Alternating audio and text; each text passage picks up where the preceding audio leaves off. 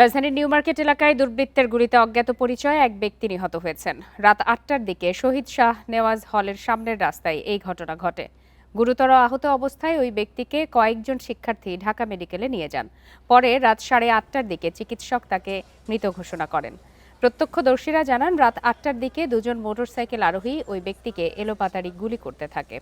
এক পর্যায়ে রাস্তায় পড়ে যান তিনি।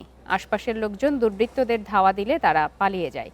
এ সময় পথচারীদের ভয় দেখাতে কয়েক রাউন্ড গুলিও ছোড়ে তারা।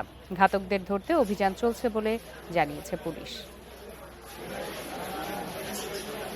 নিউ মার্কেটের ঠিক পিছনে শাহনেওয়াজ ছাত্রাবাসের সামনে ৩৫-৩৬ বছর বয়সের একটা ছেলে, আইডেন্টিফিকেশন আমরা পাই নাই। হ্যাঁ, তার এটা নিয়ে আমরা চেষ্টা করতেছি। আর অন্যদিকে সব দিকে তো আমাদের চেকপোস্ট এটা সচল করা হয়েছে।